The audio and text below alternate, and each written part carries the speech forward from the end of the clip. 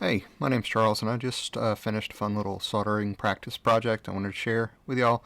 Don't call it a project review, really just wanted to talk about kind of what I learned through the process. I will have a link down to in the bottom, affiliate link. If that's not your style, just go look for it yourself if you're interested in checking this thing out. But let me show you what it is. It's called the VOGURTIME Mini Piano DIY Kit. I looked it up. Vogur is Icelandic for a river inlet, which I'm sure is not the idea. So if you know what that means as far as a different translation, let us know in the comments. Anyway, show you the instruction manual really quick. I think the English was pretty good, so thank you to whomever this is that did it. You did a good job. It didn't follow it exactly. Because I didn't need to. You had good diagrams and that sort of stuff. So anyway, let me pause here to show you the chips that they used. There's also a support email address down there at the bottom, but you don't really need that because lots and lots of good information in here about it. So a full component list, schematic diagram, and then the instructions here come in when you start to play with the thing after you've got it built, but step-by-step instructions with good images all the way through. Like I said, this was more of a kind of assemble by number thing for me. So want to go through and talk about what I used. Honestly, I think that solder itself and the tip of the soldering iron is more of a personal preference thing. I am not at all expert. In fact, the reason that I got this kit, or I put this kit on my wish list, and my brother bought it for me for Christmas. Thank you, Justin, if you're watching. The reason I put it on my wish list was actually because it has so many solder points.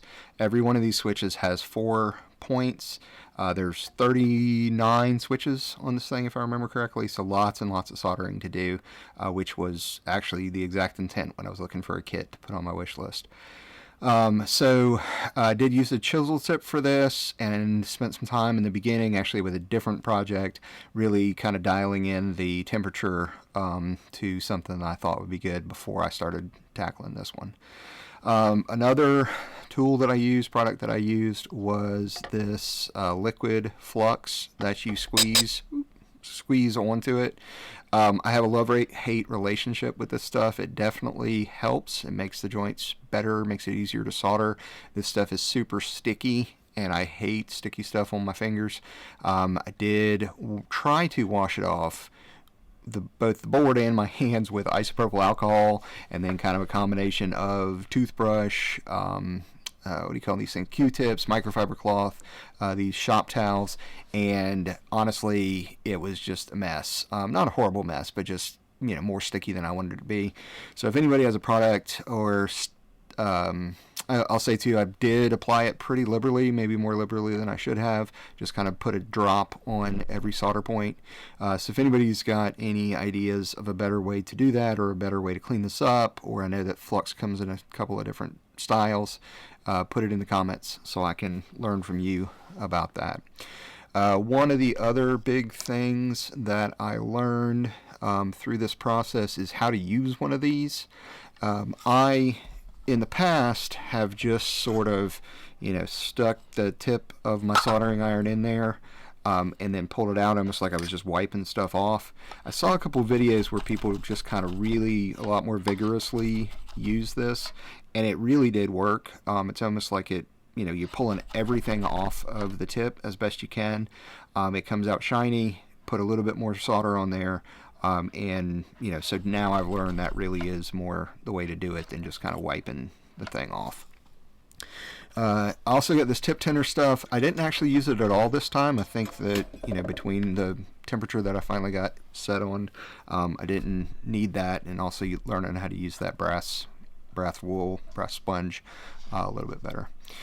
Anyway, here is the kit, and we'll go through it on the bottom first. I think I did a pretty good job. I'm pretty pleased. Some of these are a little bit more blobby than others, but the reason that I really like this kit is that the SMD chips are pre-soldered. You don't have to worry about doing the surface mount things. Everything that you solder, let me make sure that's the case. Yeah, everything that you solder is through hole. I'll get to SMD soldering at some point in the future, but another reason that I really like this kit was, these chips were already soldered on. In fact, I'll tell you the one area that I had a little bit of problem with was here. That's the power switch. It's got 6 contact points, and these are definitely the ones that are the closest together. I had to use my solder wick to clear out a blob. It still looks kind of blobby there between those 2 points, but it is separated. So, anyway, yeah. We'll talk to you in a minute. So the battery, one thing I'll tell you, this battery was really tight, and so I actually had to kind of push the batteries in the direction to make sure that they were touching and making good contacts. I actually was worried when I first turned it on because it didn't work at all. Yeah, so push the batteries in if you think that you've built one of these and it's broken completely. Other thing, I really like the way that they set this up. The speaker, you actually have a good good attachment there to the board. Little legs for your piano to set up off of it. There's even a spacer underneath the battery to keep it up off those contact points. So I think they designed this thing pretty well. And it's fun to play because, first of all, it does have a volume up and down, which is great. These buttons do what you would expect them to do. They're even labeled C4. And I was pretty impressed that it's not in tune. Well, it is in tune, I'll say. It is, where's C4? It is only about 6 cents off, and the more important thing is that it is consistently about that same amount off. So, if you're trying to actually make this thing musical, you can make it musical. Other thing that's fun, let me zoom in on it a little bit.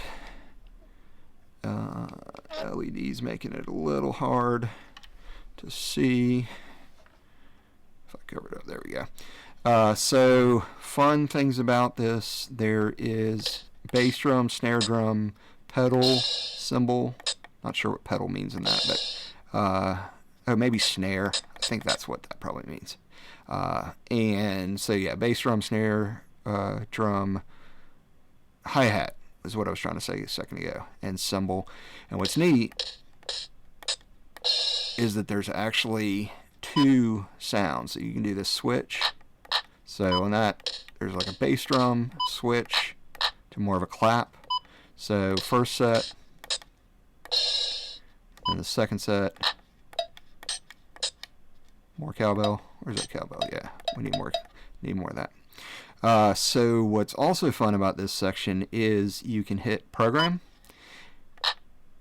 Oop, hang on, let me do this. It's got a stop button to make sure you can reset. So you can do program and put down those important 4 on the floor. And then play it back with the replay button, which I thought was pretty neat. You can also do record.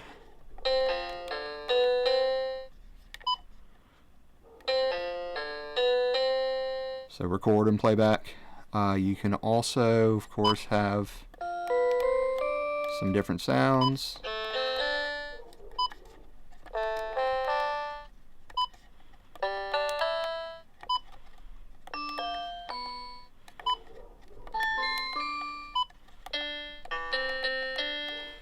Fun stuff.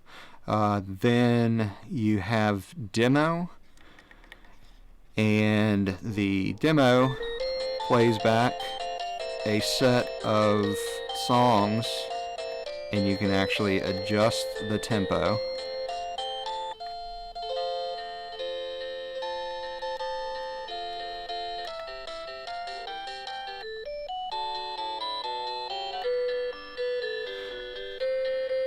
And there's a button here to play demo all. I've done this. It really just plays all these songs, loops, through the full set.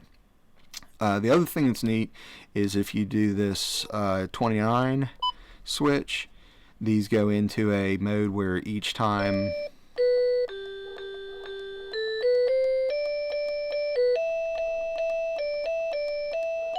each time you hit the button, it plays the next note in the song.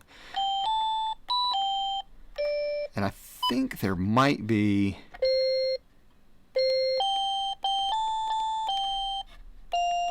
I had trouble selecting the song. I think there might be a way to select which song it is that you play based on the first note that you play. I'm not entirely sure of that. Anyway, so this has been the mini piano VT-10, me soldering it together and then soldering it together and then learning how to play it. And like I said, the instructions were good. Honestly, I use the instructions more to learn how to play the thing than actually how to put it together. So yeah, my name's Charles. Just wanted to show you that. Let me know down in the comments if you got one of these things, or if you got anything else like it that you think would be good solder practice. That would be good solder practice for me. Thanks a lot. Y'all take care.